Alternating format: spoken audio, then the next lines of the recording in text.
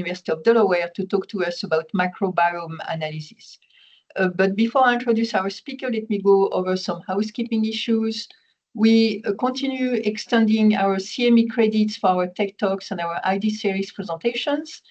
We will distribute this information via email to those who registered for today's event. But if you did not register prior to today's talk, you can still obtain CME code information from Deborah Rees, and Deborah will post her email address in the chat box. Our next event will be an ID series on June 24th, which is a Tuesday from noon to 1. And that will be Daniel Harris from University of Delaware. We'll talk about medication management of herpes zoster in US nursing home residents. And he will describe the results of a nationwide sample of nursing home EHR data. So this will be also extremely interesting. Again, it's a Tuesday, June 24th. We don't have a Tech Talk in July because it's just before the 4th of July. And we are planning the August Tech Talk still. We are still planning the August Tech Talks. So again, I'm really delighted to introduce Dr. Polson. Dr. Polson is professor in the Department of Computer and Information Science, Biological Sciences, and Plant and Soil Sciences at University of Delaware. He is also the Associate Director of the Center for Bioinformatics and Computational Biology and Director of the Delaware Inbred Data Science Core and Director also of University of Delaware Bioinformatics Data Science Core.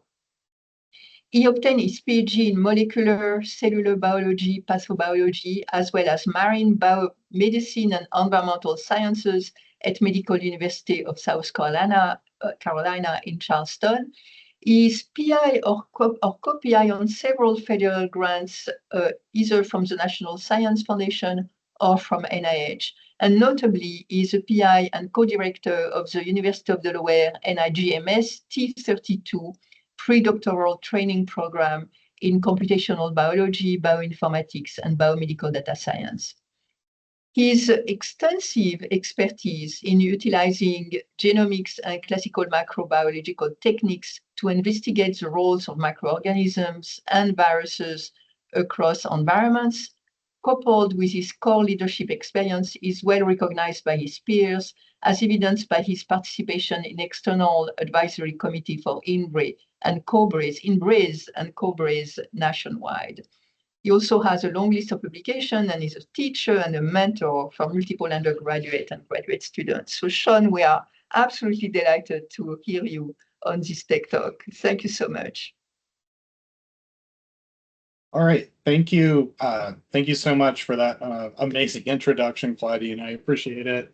And thanks for the invitation to talk. Hopefully you can all see my title slide now. Yes, yep. All good, Shawn. Great. Okay, so for today, what I wanted to accomplish was hopefully to share a little bit with everyone about the available methods for especially using omics techniques to understand the microbiome of humans and any organism really. So I'm going to spend a fair amount of the talk kind of going through that, talking about the different genomic technologies and the different approaches that we use for doing microbiome research.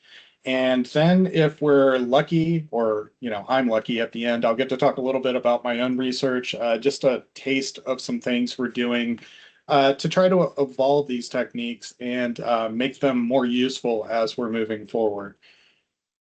All right, so for those of you who don't know me, Claudine just did a great job of introducing me, so I don't need to go through all of this, but in addition to my academic position here at University of Delaware, I'm involved in supporting core research both at UD and across the state through Delaware Embry. I do direct a bioinformatics data science graduate program, which is something I never thought I would do, but at this point, it actually makes a lot of sense for the type of work I do. I interact with graduate students a lot in trying to use omics techniques with their various different types of applications. So it's something that's kind of naturally evolved over time. I'm an omics enthusiast. When I went through school, omics was something that happened in very distant genome centers and was incredibly expensive and no one could do it. But always something that I was very interested in. So even from, a master's and PhD student, I was doing what I could to get involved in those techniques, even though financially it was extremely difficult to apply them in an everyday lab at that point. And through time, as these techniques are becoming more accessible, that's really a lot of what I've done, is trying to figure out ways to use those omics technologies to tell us about different systems, from biomedical to environmental, and everything in between. My training is as a molecular biologist, and specifically as a microbial and viral ecologist. And in that vein, I co-run a lab here at the University of Delaware, the Viral Ecology and Informatics Lab, with two other PIs, Jeff Furman and Eric Womack. We've been collaborating together for, I would say, probably 15 plus years at this point, and trying to push forward our learning of viruses and the interactions that they have with other microbes. And we are, in specific, looking at viruses that infect bacteria and other microbes. And we do that across many environments. I personally started out doing marine research, so a lot of what I did, especially until fairly recent years, has been in the environment, aquatic environments, oceanic. We've looked at oysters. Jeff is a soybean biologist, so we've looked at how bacteriophage and bacteria interact in soybeans. But more to the point of, what you guys are probably more interested in, I've also been involved in research that has taken these techniques and applied them in human and human model organisms, to learn a little bit more about what that microbiome in association with ourselves is doing, and how it may contribute to our health. A long time I've been doing techniques called metagenomics, and that's a lot what this talk is going to be about, introducing you to those techniques if you're not familiar, hopefully giving you a little bit of understanding of how we apply them and when we apply them and what they can tell us about the systems we're looking at. Personally, I like replication genes, so we're talking about genes like DNA polymerase, helicase, genes that are involved in copying the genome. And the reason for that is, if you think about viruses, where a lot of my research is, viruses' jobs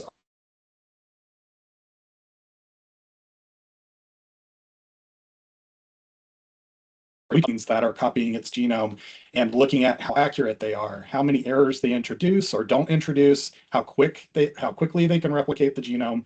So a lot of my research is centered around those types of genes, and how they affect the viral phenotype, what we can observe, and if they can give us a link to go from the genotype, the sequences that we can get, to the phenotype, how the virus is behaving in real systems. Recently, because viruses are so hard to study, in culture, there's so few culture host systems available.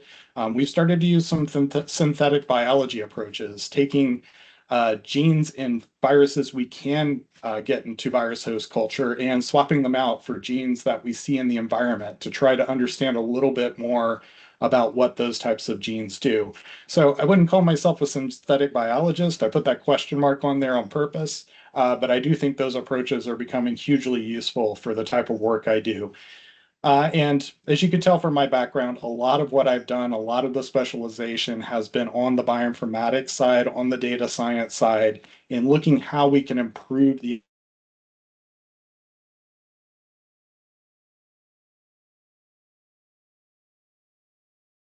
to tell you about some of that work. All right, so I also really quickly wanted to introduce, if you're not familiar, the Bioinformatics Data Science Core Facility that I run at UD.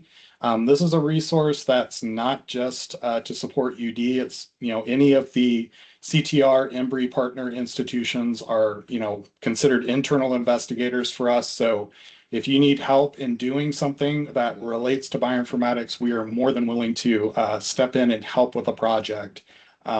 So we have a number of staff with different expertise that can help. We also have a great IT group here that can help us with some of those more hardware and computational types of issues that people sometimes run into.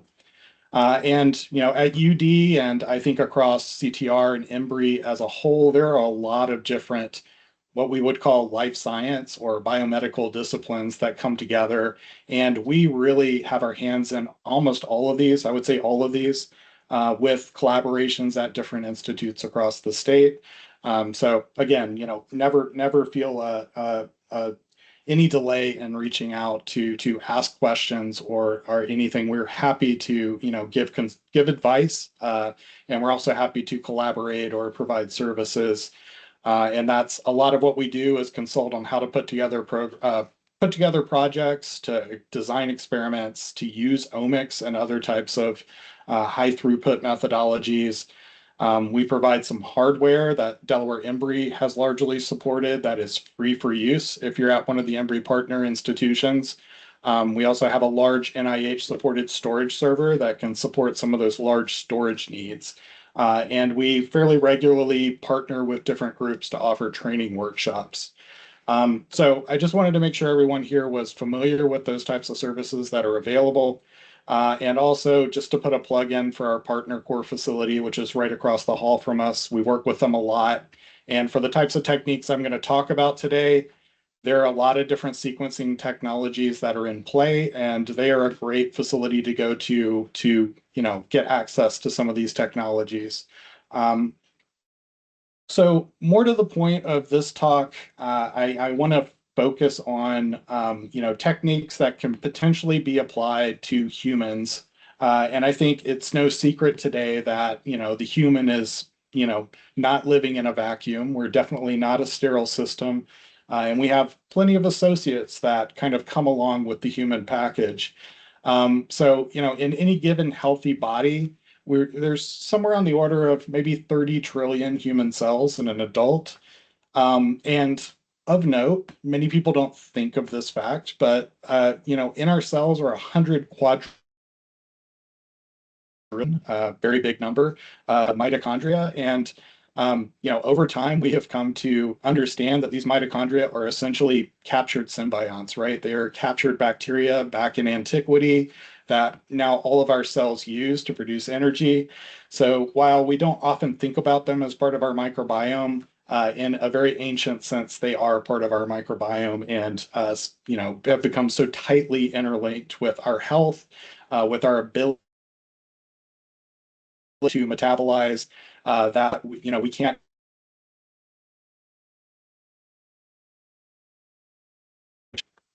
In addition to our human cells, we have a roughly equal, probably slightly greater number of bacteria within our bodies. Estimates go up to 100 trillion. Really, the number is hard to nail down, and it probably varies a bit from person to person, but it's a lot. It's at least equal to the number of human cells that are within us. And if we think about the viruses that infect just those bacteria, there are likely more than a quadrillion of those in any given human. So 10 to the 15th, very big number to think about. And they are doing a lot to regulate those bacterial populations. They are swapping genes back and forth. I'll hopefully talk about that a little bit more later, but this is a really underappreciated and understudied part of the human microbiome. People are starting to try to tap into it a little bit more. They're challenging to study, but they are doing quite a bit within the human system that we really don't appreciate what roles they're playing. Beyond that, there is mounting evidence that in some parts of the human body, there may actually be archaea that are consistent, coexistence with us. The exact roles they may be playing or how they fit into a greater microbial community is still up for debate. But there's definitely mounting evidence there that those archaea that we often associate as just being things that are growing in hot springs, deep sea types of environments, high salt environments, are actually within our bodies doing something. And some studies are starting to come out looking at that and trying to nail down what they may be doing. And in addition to that, we have untold numbers, inconsistent numbers, I think is probably better for other types of associates ranging from fungi to mites to other types of eukaryotes, things we might think of as parasites who may or may not be parasitic in their function within our body. So The sum total of all these different organisms working together, it's kind of building a biology that, for the most part is completely healthy, completely part of our human biology and what makes us human. This has brought about this thought that, the majority of the gene expression, the proteins that are being produced within a human at various times are actually not coming directly out of the human genome. They're actually coming out of different members of the microbial community in a wide array of interactions that they may have with us as organisms. And this has really brought about this thought of the human as a superorganism or a holobiont. And it goes well beyond human, right? Every higher eukaryote we've looked at has an equivalent system of microbes that coexist with us. So this is really across environments, across different organisms, we see the same type of thing playing out. So if we think back, most people, the awareness of the human microbiome really has kind of come about in the last, couple of decades. But if we think back historically, when did people start that there was a microbiome in play, associated with humans? We can actually go all the way back to the invention of the microscope, Van Leeuwenhoek, and his early work looking at pond water and all these other types of samples where he saw his wee animalcules swimming around. Also, on that initial paper that he published or book, he looked at plaque scrapings from human teeth, and from that point realized that there were different types of wee animalcules, probably bacteria that he was observing, growing on the teeth. And so that was really, in many aspects, the birth of a knowledge that there were microbes that were coexisting with us. It took us a long time to do anything with that knowledge, but it's been there for quite a while. If we look back to when people really started to come around to the fact that there might be a normal microbiota, what they called at the time microflora, that exists with humans, that definitely goes back into the 19th century. Van Beneden, Escherichia, who, E. coli was named after, Escherichia coli, they definitely had some understanding that there were microbes that were always there in seemingly healthy people that seemed to be consistent. So that concept has been around quite a while. In the 18th century, people actually started to ask questions about, can we actually live without these microbes? And guinea pigs were the first where people managed to, at least as well as they could tell, make a gnotobiotic organism, a microbe-free organism. And that opens a potential for studying how those microbes are interacting with the organism. And I honestly, when I was doing the research for this, I was really surprised that far back people had the insight to try to build that type of a model. So that knowledge has been around for quite a while, and an appreciation that there was something going on with the microbes in association with the human body.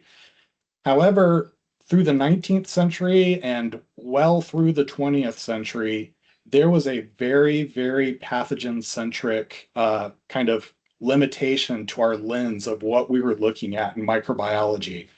People may have understood that there were other microbes there, but the only ones that seemingly mattered for many studies were those ones that were coming in and very obviously fulfilling, Koch's postulates and causing disease or having some other ill effect.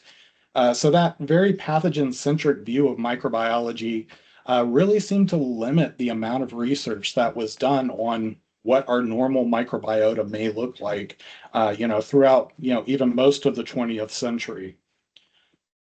I think later in the 20th century, there started to be, more and more information coming in from other systems that, this microbiota coexisting with organisms were having beneficial impacts. And there was a lot more theoretical work done, such as the work of Lynn Margulis, that started to think about how these symbioses with higher organisms and microbes may work.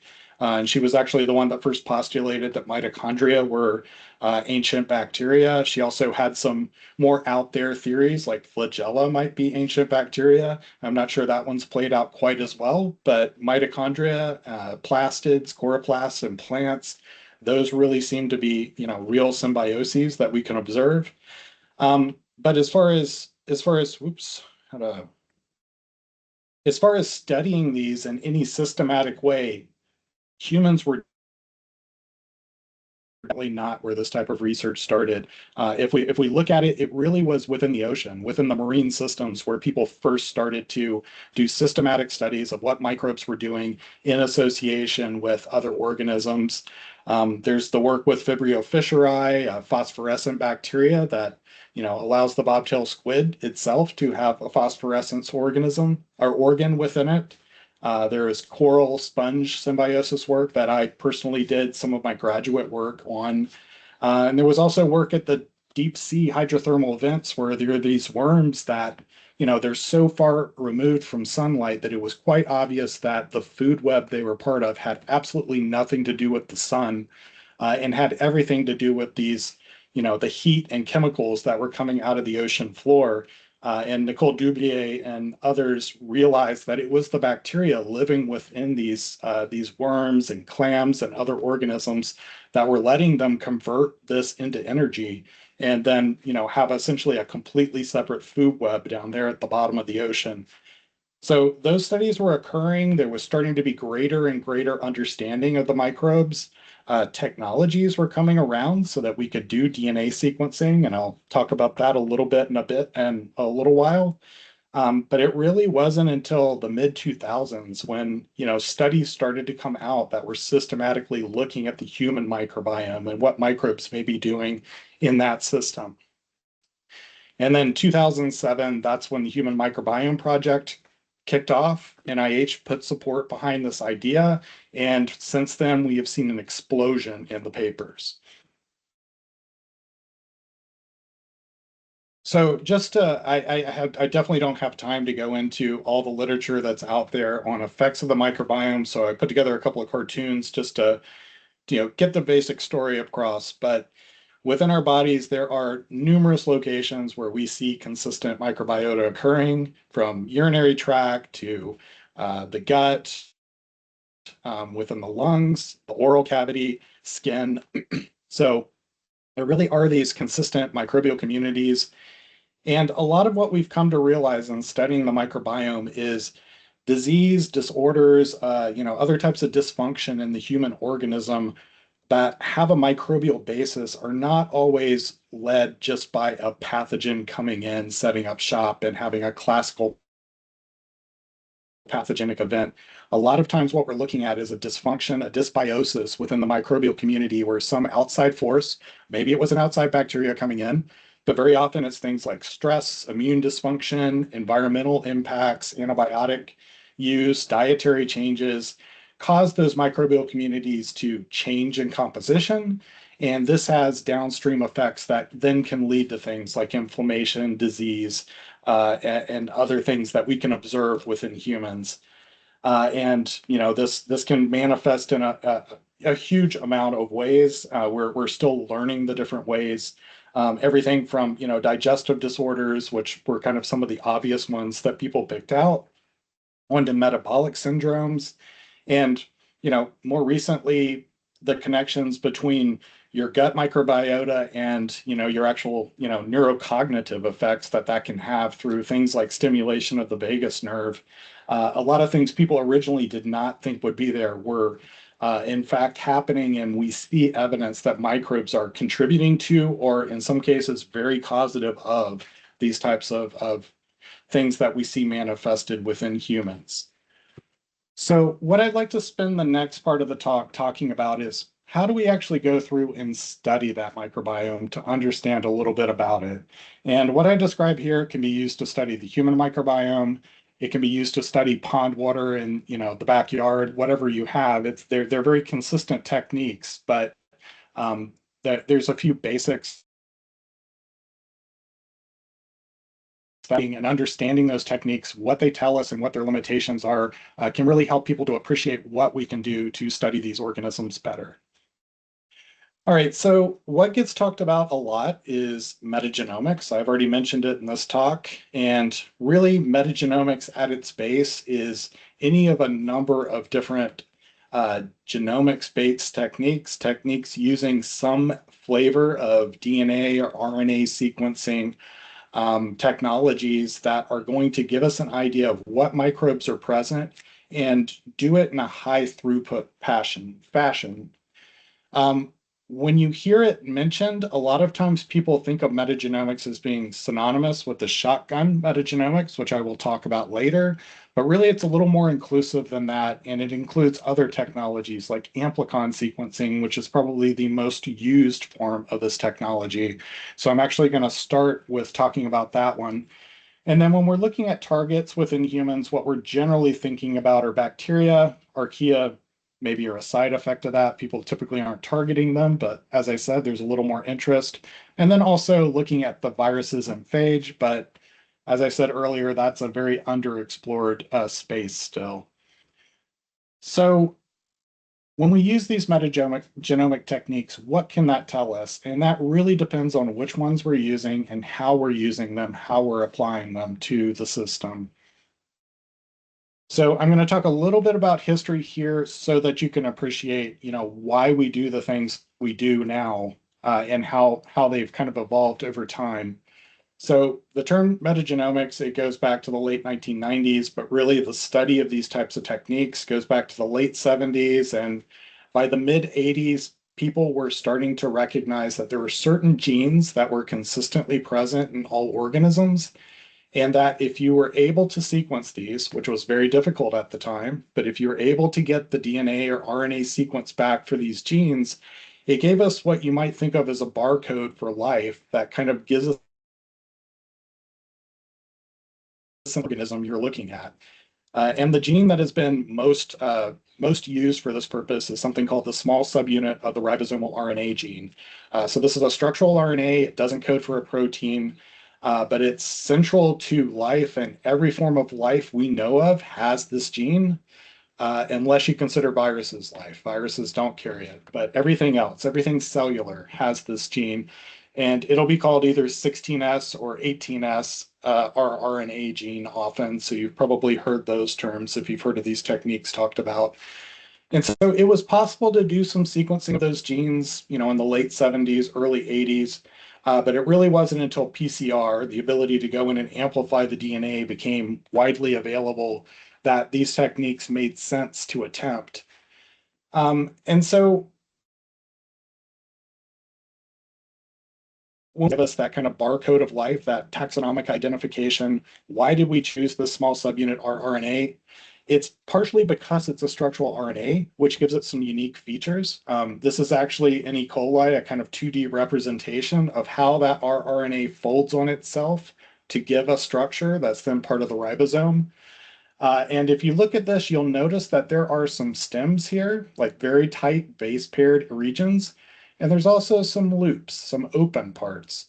And the outcome of this structure that it needs to form to play its biological purpose is that certain regions of this have barely changed in any organism that exists. Meaning, if we look at certain regions of this gene, the sequence that's in humans may also be in bacteria or other types of eukaryotes, which means we have a potential to build a PCR primer, ability to go in and amplify that gene. That's very specific to this gene, but that can be used across wide swaths of organism. In general, we kind of have different sets that we use for eukaryotes versus bacteria and archaea, but overall, these primer regions are very conserved. The other feature, these loops that aren't so conserved, means that when mutations happen, they often don't have any negative effect on the organism. So the mutations just keep accumulating, which means that in those regions, you're likely to have changes which will get passed on to the progeny and can be, a markers of a certain line of evolution that occurred. And those lines of evolution would eventually become the different organisms and different taxa that we have today. So even though it was just kind of an early choice for a gene that they could look at, it turned out to be almost the ideal gene to look at to do this type of study. And today, because this has been looked at for so long, we have reference databases of this 16S or 18S rRNA from bacteria and eukaryotes that pretty much spans, the breadth of organisms that are out there. So for any given species, we probably in the database have a decent idea of what its sequence should look like, which means if we go out and sequence an environmental sample, we can very quickly come back and look at which organism it likely represents. Other genes do get used, and the 16S, 18S has some drawbacks. It's not as specific as we would like sometimes. Sometimes it only gives you maybe genus level identification. So sometimes people use other genes for specific types of bacteria or other organisms to get a more specific identification. But by and large, this is the gene that gets used for these types of studies. So what did that gene do for biology? I actually went back here and pulled out a textbook that, was from the time when I was actually in school myself. So this is what I saw when, I was going through, and this is kind of what we thought of as how life on Earth was organized and the diversity of life. And you'll see all the bacteria are down here right at the base. We knew they were there, but they're almost like an afterthought, right? They're just kind of there at the bottom. Once we understood these genes and we started sequencing them on a wide basis, the tree of life turned into something that looks a little more like this. And you'll see that everything here is microbes, right? Bacteria, archaea, even most of these eukaryotes that are showing are microbes. In fact, down here in this pulsing red circle, almost everything you can see with your naked eye on this planet falls within that small circle of diversity at the very bottom. So, the understanding this gene and what it could tell us about how life evolved really helped us to understand the diversity of life on our planet. All right, so how did we look at this really quickly on the historical perspective, what we would do back in, say, the 1990s, the early 2000s, if we were trying to do sequencing of this? We'd extract DNA from some sample, could be, human stool sample, it could be, water, soil.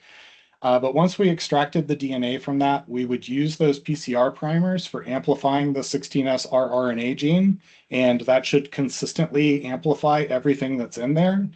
And out of that, you'll get back a mixed population of represent potentially many, many different organisms that are within it.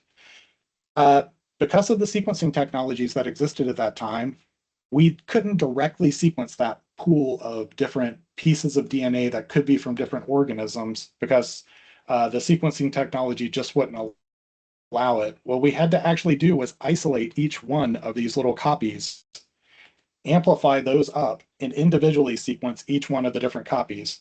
And to do that, we used a laborious process of cloning and growing up on plates and isolating, and it was a lot of work. I tell you this because I spent my master's and PhD research doing this process for weeks, months, years to produce some of these early clone libraries. But we don't do these anymore, and the reason for that really comes down to the evolution of DNA sequencing.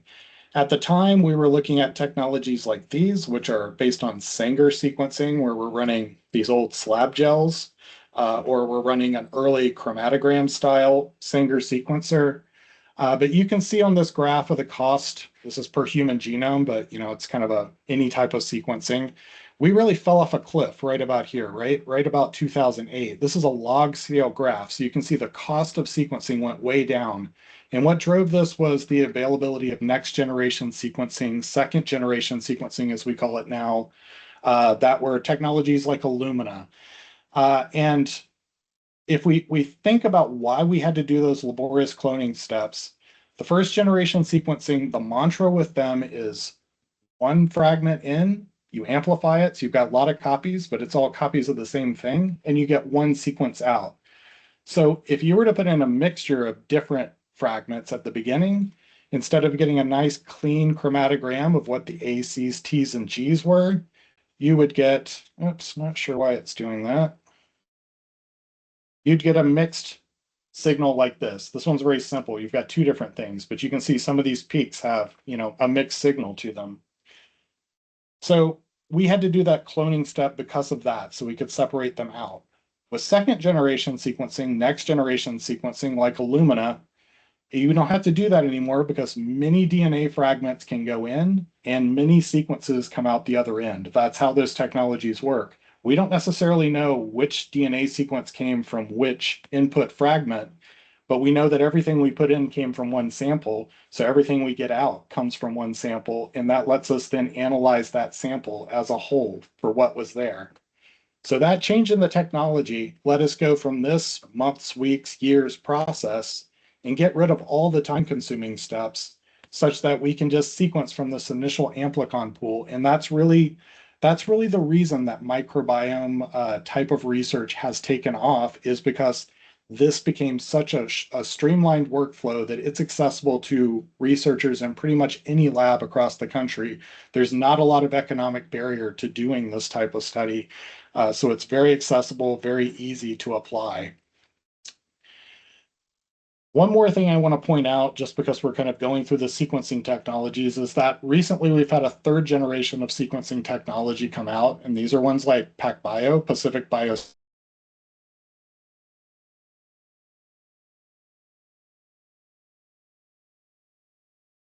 Successively parallel, many things in, many things out, just like second generation. But their advantage comes in that they are able to produce much longer sequences. The second generation sequencing, usually it's limited to maybe 200, 250 base pairs at a time. Whereas these third generation technologies, they can do thousands, even hundreds of thousands of base pairs in a single sequence, which gives them definite advantages. They have some disadvantages in the form of error rates, but in the last few years, we've gotten that under control and we actually can handle that very well. So now these third generation sequencing approaches are actually changing once again how we do these 16S type of amplicon analyses. So if we go back to this diagram of the small subunit rRNA, the 16S from E. coli, and we think about what was done with next generation sequencing, typically what we would do, this is if we kind of stretch that entire thing out on one line, you'll see there are those V regions, and those are the variable regions, the regions where there are differences in sequence that are informative to us and can tell us something about the taxonomy. The gray regions are the more consistent regions where we're putting primer sequences usually. So if we think about what got done with Illumina technology up until the last few years, we were only sequencing about 300 or 400 base pairs of this. And it turns out that doing that type of sequencing, 300, 400 base pairs, it gave us maybe genus level identification for most microbes, but it almost never gave us species level information. Now, if we apply these newer technologies like PacBio to do the same thing now, we can amplify the entire gene at once. And while for some genera, this gives us, still a little bit of wobbliness in which species we're seeing, in many cases, we can now give a species level identification using these longer sequence read technologies. So this has really changed our ability to do, the kind of fine resolution answer that people want. They want to know that, it's Staph aureus. They don't want to know that it's just Staphylococcus, and it could be any species that's within that genus. So you want to get those types of identifications, and this advancement is really, as we speak, starting to change the way that people do these analyses.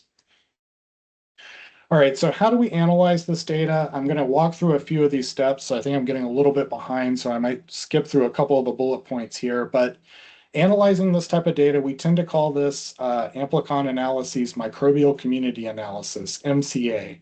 And a lot of the software for doing these are at the command line. A lot of them are made for running on Linux computers. So that has been a barrier for some people to do the analysis themselves, although I'll say this is becoming much and more streamlined and easier to do because software packages like the one I mentioned here, which is pronounced Chime 2, have come out and really taken all these individual command line programs and put them together into a pipeline that can be run a little bit more easily, and they have graphical outputs from it that are nice and give you an ability to look at the data very quickly and understand what you're looking at.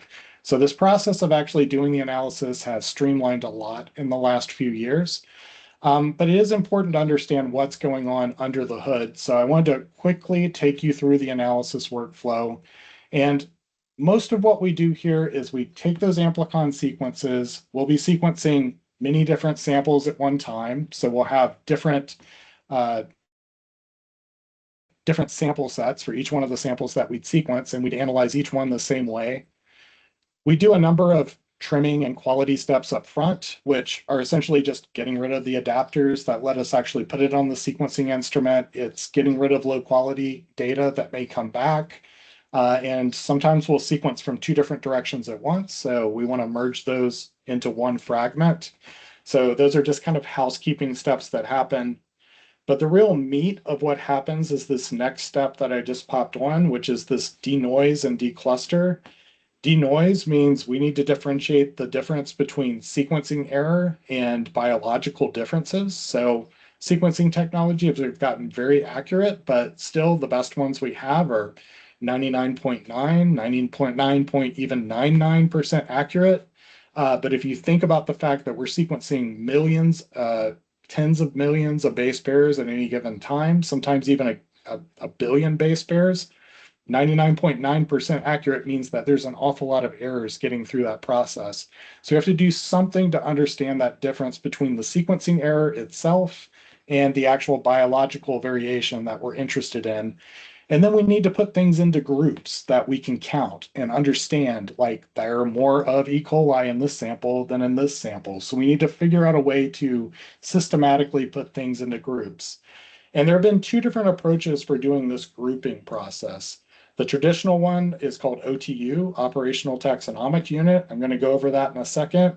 And there's a newer one called Amplicon Sequence Variants, ASVs, that you start to see coming in the last few years and is starting to kind of take over the approach. And I want to make sure you understand the difference of these, because if you're reading papers in microbiome, you're almost certainly seeing these terms coming up. So if we go to this microbial community analysis clustering, our goal is really to figure out a basic unit that we can use to compare the different samples to each other. So we've got to put it into buckets. Like I said, E. coli, Staph aureus. But it turns out trying to do that on a taxonomic basis is not a good way to do it. It's not systematic. Our definitions of microbial species, we learn more and more as time goes on, are a little bit arbitrary. So those aren't great buckets for comparison. And I already mentioned this, we need to understand the difference between the technical error and the biological variability. So what we do is we tend to take the sequences and we group them based on their similarities to each other. So we look at sequence-wise, how many differences are there between, and we try to decide, do they belong in a bucket together or do they belong in two separate buckets? And then we build onto this over, through all the sequences until we kind of build all the different buckets that we want to put them in. So the classic approach here is that OTU-based approach. And the definition that people use for this was 97% similarity. So if two sequences are 97% similar to each other, put them in the same bucket. So it turns out that 97% number is something somebody picked out of the air, right? It really didn't have any biological sense behind it. Somebody said 97%, that's probably species level. It definitely wasn't species level. And over time, we realized that it really didn't give us the type of resolution that we needed. So now this newer approach that I talked about, amplicon sequence variants, gives a much more exact clustering. It's looking at exact sequences and how they go together. And to give a little bit of an example of this, let's say that we started out with 4 different sequences in a microbial community. So you can see that here is the sample sequences, and these 2 are kind of close to each other. These 2 are kind of close to each other, and there's quite a bit of distance between those. So after doing our amplification and sequencing, we may get some error, right? So there could be some different sequences around those sequences that start to show up in our analysis. And those are almost certainly due to the sequencing error or the PCR error that occurred. So what we really want to do is merge that together and get rid of it, but still be able to define these 4 different things that we started with. So if you use the operational taxonomic unit, you have a high probability that you would get rid of the sequencing error, but you also have a high probability that you will take 2 things that are distinct from each other, but different, and you will group them together into these larger buckets, which may tell you something useful, but it also tends to obscure exactly what's going on biologically, because you're taking two things that may even be different species from each other and cramming them together into one unit for your analysis. Sorry, I'm going to skip through that. So to put this a little bit clearer, if we start with our cartoon community here, and we were to use an OTU-based approach, we might sort it out into something like this. And I don't know if with your quick assessment here, you can kind of notice there are a few inconsistencies here, like the rats are being classified with the mice. We have wild boar and domestic pigs being classified together. So we might end up with a little bit of a wavy answer there. And ultimately, when we do the analysis, once we do this clustering, we usually pick one representative to represent that group. And so that representative that we do most of the downstream analysis on, he's not going to represent that group writ large. It's just going to be whatever organism that was. So he may or may not be a good representative of that group, talking about piglet. Whereas, Jerry is definitely not a good representative of this group, since it's also including rats, right? So that gave us a little bit of an unsatisfying way to put that data together. So if we think about the amplicon sequence variants, what we're trying to do here is the same thing. We're taking these, different species that we started with, let's say different types that we started with. We again get the sequencing error, but in this approach, we're using computational algorithms to try to differentiate these rare members that were probably just error prone and merge them back into the original dot, or filter them out at the very least, so that they're not there. They've been merged back in with their representative group. And then out of the end, we actually get something that hopefully resembles this original starting picture. The downside with this one is it's more computationally intensive, and you're trusting the computer black box to do that process, that differentiation of sequencing error from biological variation. So there's definitely some limitations to that, but the software has gotten better and better for doing these approaches, and these have really become the approach of choice. And the hope here is that you can actually do this process with ASVs, and not only will you get a cartoon representative, but hopefully you'll get a representative that's a little more, illustrative of the biology of the real thing that's occurring within your community. So once we've done this, we've now got our data into a bunch of buckets that we can then compare across samples. And that's kind of what we do. We take those representative sequences, we look at how often the bucket that they represent occurred, whether it was very common in a sample, where in a sample, and then we will do things like assign taxonomy. We may build phylogenetic trees to understand how things may have evolved from other representatives that we know of.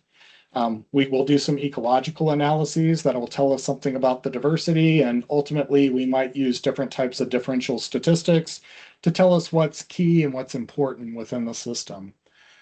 So what do these amplicon libraries tell us? They will tell us the taxonomy. As I said, depending on which version we did, we may get a more specific, closer to species level identification, or we may get something that's more like genus, but we can definitely identify the taxa that's there.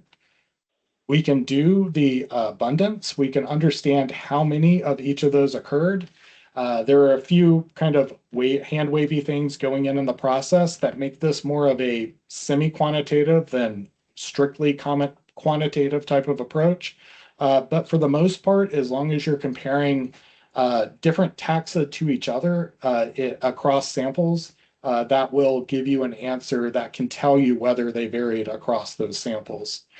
And then ultimately, we can look at things like alpha diversity and beta diversity, which tell us about how the samples compare to each other, both within them based on how many different representatives they had per se, or we can do something like plot them on a PCOA ordination kind of plot here and understand how different samples may be similar to each other based on their representation. Okay, so that approach is very good at telling us who's there and how many of them, or at least relatively abundant, how they are in different samples. But the one thing it does not do a good job of is telling us what they are actually doing, what genes are present, and how they're represented. So ultimately, a lot of people want to understand what those microbes in the community are actually doing. And it's very hard to do from 16S data. People try, they'll say certain taxa are known for certain types of metabolism, but it turns out almost all of the analyses I see of this, they go off the rails very quickly and they make a lot of assumptions that really don't give you very good answers and rarely give you good insights. So if you want to know what microbes are doing in a community, there's another step that you need to go through, and that's where shotgun metagenomics comes in. So shotgun sequencing, I'm not going to go through all the history of this here, but really shotgun just means instead of sequencing one specific gene, we're going to randomly sequence entire genomes out of the samples. So we're going to do what's called shotgun metagenomics, and we're going to obtain a sample. We're going to maybe filter it to get rid of larger cells and other things that we don't want to sequence, but whatever comes through the filter, we're then going to sequence all of those organisms, their whole genome. And that way, we not only understand potentially who's there, we may also understand something about what types of genes they're using and how they may be contributing to the possible metabolic activities, other types of activities that microbial community is capable of. So again, next generation sequencing made this approach feasible. It's much more widely used today than it used to be. It is not quite as accurate at telling you who's there with good resolution. So the amplicon libraries like 16S still have a place, even if you're doing these types of approaches. And we also have a special challenge in using these in a microbiome like humans, where a majority of the cells that you get out in a given sample may not actually be the microbes. They might be human cells, or even if the cells aren't the majority of what's there, the amount of DNA in a human cell is often much higher than a microbial cell.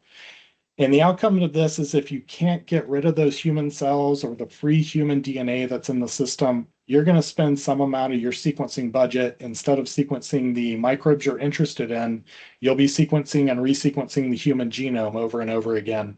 But usually you can do some techniques that kind of lessen the amount of human genome contamination you will get in your final sample. And hopefully the majority of the sequencing you do will actually be on that microbial population. And so I'm not going to go through the details of how you analyze this, but I will tell you that there are pipelines out there that will look at this metagenomic data. They will potentially assemble it into genomes for you. That process is a little bit fraught, but I will say that I think I actually have a slide on this, so I'm going to hold off for a second. But ultimately, the reference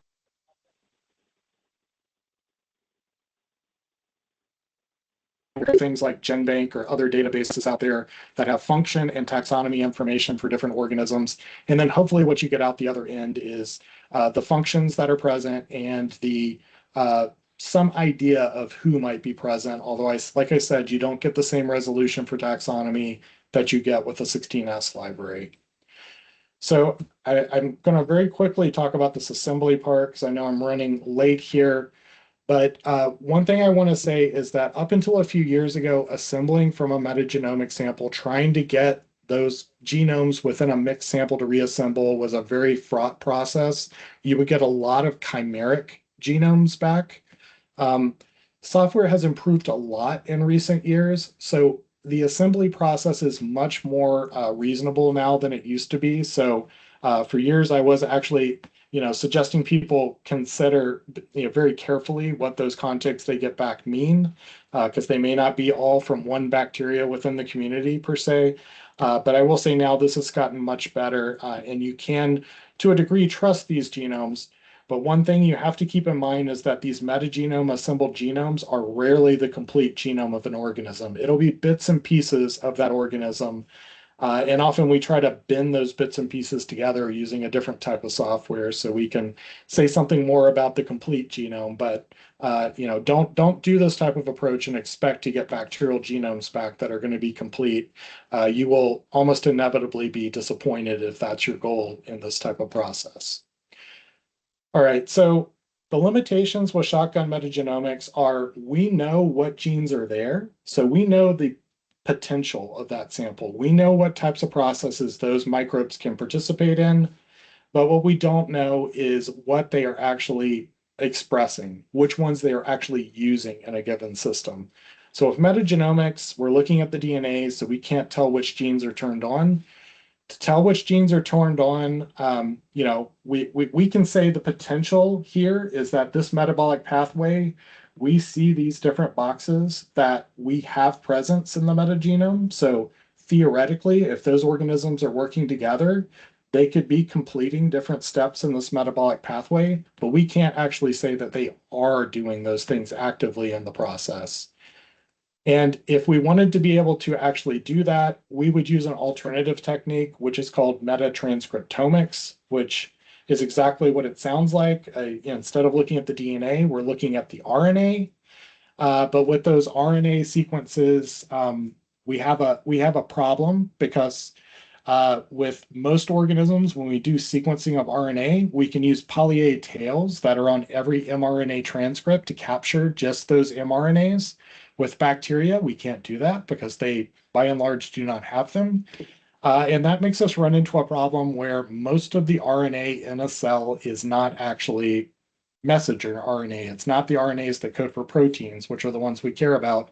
It's actually ribosomal RNA. So we have to do some additional processing and techniques to the samples to try to get rid of that ribosomal RNA. So that's not all we're sequencing. And unfortunately, those extra steps that you do, they kind of wreck a little bit of the quantifiability of what you get out of these types of approaches. And that's not to say that they're not useful, that you can't use them to say that, yes, we see these genes and they are being expressed in the organism. But what we unfortunately can't say most of the time is, really the abundance genes and do differential expression types of calculations because the answer we get back is just a little too artifactual because of a lot of the processing and other types of things that occur in that process. One more thing just to quickly mention along this technology line is I'm sure you've heard of single cell RNA-seq. There's also processes of doing single cell genomics where you can take an environmental sample and try to sort out or individually isolate different cells within that mixed sample and then sequence individual genomes out of individual cells using processes like multiple displacement amplification. This has been around for quite a while now. People have been using these. They call them SAGs, single amplified genome sequences, for I would say the last decade plus. And it's definitely an approach you can take, but by and large, you only get a few common organisms out of a community to work with these types of approaches. And there's the technology and actually moving beyond just those really prevalent members of the community. So this can be useful, but again, it's a little more advanced technique, a little more expensive technique, and it doesn't always get you everything you're looking for. So single cell genomics hasn't moved forward as well as things like single cell RNA-seq have. And I don't really have time to go into this technique, but I'm sure if you've seen any recent studies in human and mouse and other systems, you've probably seen that our ability to see which transcripts are in any given cell has kind of come into fruition in the last 5+ years. And it's gone from being a very fringe technique to a very mainstream technique. But unfortunately, with, I'm going to skip through this, with bacteria, it's not easy to do because, again, we don't have those poly-A RNAs and we can't easily capture them. So that right now is limiting our ability to use single cell RNA-seq on a wide basis on microbes. People are doing it, not to say it's not happening, but it's a much more difficult technique to apply. But I thought it was worth at least mentioning so everybody's aware that it's out there, and I'm sure sometime soon people will work out the secret sauce for being able to apply this to microbial communities like we can do to what we have here, which I think is a peripheral blood sample where you can see all the different cell types sorting themselves out here based on their expression patterns. All right, so I know I am at time now, so I'm actually going to skip through some of this work, but One slide I just want to talk about here is what I actually work on and what I haven't talked about too much here so far, which is bacteriophage. And I just want to emphasize that bacteriophage are, the most numerous part of your microbiome. I've mentioned a quadrillion bacteriophage earlier. They are regulating all those bacteria that are doing all the things we're discovering. They are transferring genes between them. They are lysing populations at times. We know they're there, but the processes for going through and studying these, they've been a little more difficult. And as a result of that, the impact of these viral populations have on the microbiome are really underappreciated and understudied. There are a group of people who are working on this right now and trying to bring these studies more into the mainstream of looking at the human microbiome. But this is a limit we have right now. I expect in the next decade or so, people will start to work out how these techniques can be more applied in the microbiome, and we can start to understand this really important layer of regulation in our microbiome that viruses are actually playing. And just to summarize my next 10 slides I'm about to skip through, shotgun metagenomics is the approach we tend to use for looking at viruses within our microbiome. And there are some difficulties, like viral genes are very difficult to identify because they're often very different from forms that may exist in databases. And a lot of the research that I do is figuring out ways to better identify and understand what those genes are that we find within what we call the virome, the viral microbiome. So I'm going to skip through these slides, and if anyone wants to talk to me about the work I'm doing, which is applying large language models to looking at metagenomes, I am more than happy to talk about that. I'm essentially building AI-based bioinformatics tools. But just to wrap up the talk, these metagenomics approaches, they really have revolutionized the way we look at microbial ecology across all systems, with the human microbiome being among them. The amplicon approaches that are available, this is a very mature technology, tells you a lot about the taxonomy, who's there, the diversity. It's semi-quantitative, so it gives you that aspect. It does not tell you anything about function, and that's where techniques like shotgun metagenomics, which is a little bit more difficult to apply, but it's becoming much more mainstream, comes in. But with those approaches, you get a lot of data back. So you really need to go into them with some idea you're going to see, some hypotheses to test, rather than just kind of going in a discovery type of mode. And viruses are very underexplored. And then there are these other techniques like metatranscriptomics and one I didn't talk about, metaproteomics, that are starting to come into their own that can tell us a little bit more about the layers of which genes are getting expressed and are actually active within the microbiome. With that, just a thank to both of my labs and my funding sources, and happy to take any questions if there's time.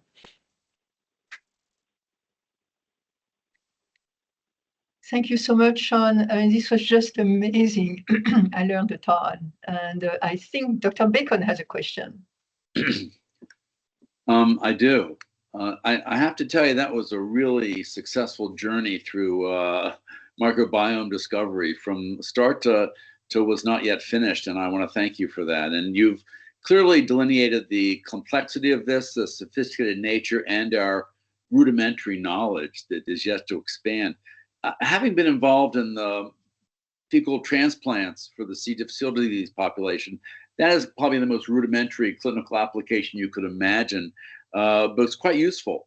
And I'm convinced that any healthcare institution that's not paying attention to microbiome development will be behind the 8 ball in 10 years. So to perhaps lead you somewhere you didn't want to go today, what would you tell a healthcare system in terms of the future of microbiome application? There's oncologic application. There's certainly infection prevention application, and GI is obvious. But is that something you could comment on, please?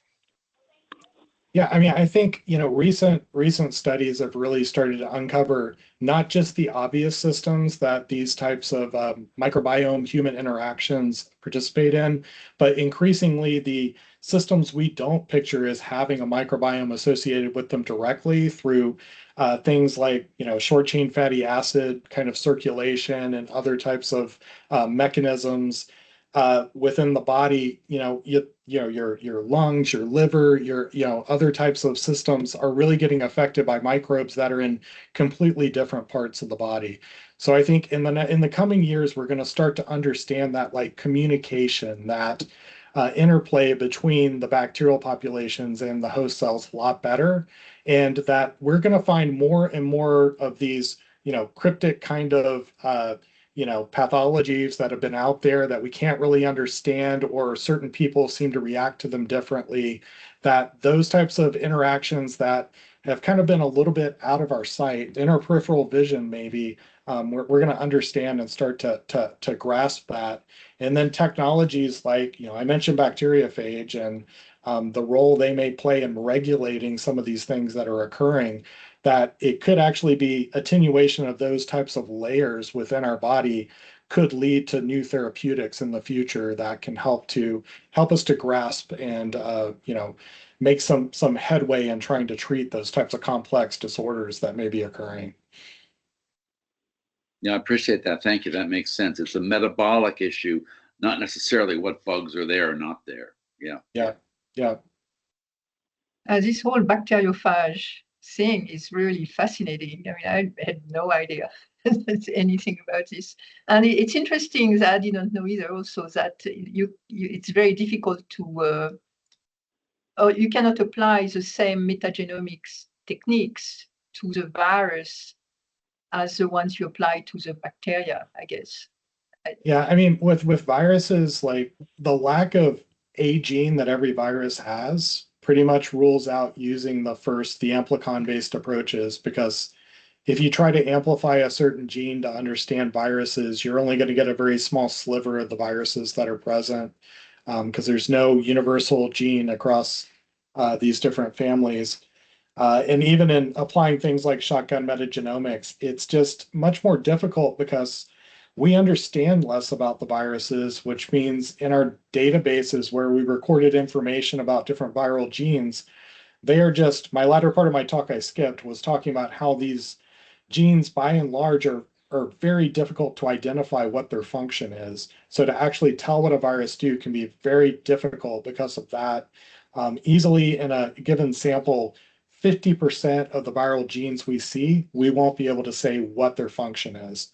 So that makes it much more challenging to understand how these viruses are interacting with the microbes and how that impacts the larger system. So that's really the problem I'm trying to tackle in my lab, is trying to get ways to improve that process. And hopefully that will help along this road of understanding what the virome is doing within the human body and elsewhere. Any other questions? I have another one, but before I ask mine, any other question from the audience? So, Shawn, all the work that was done for COVID-19 and how it was very quickly identified, I mean, what did it involve? Because it was identified and it was a virus. It's a virus, obviously.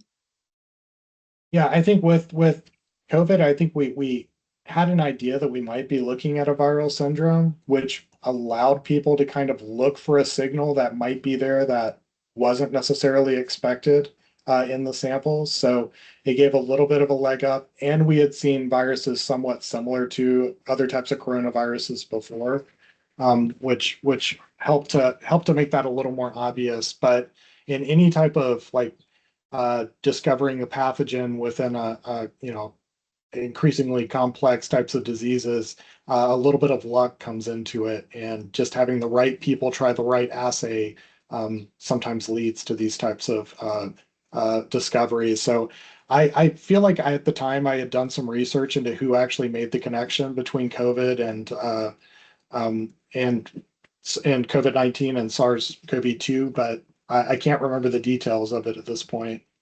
But they use the same type of, I guess, shotgun techniques to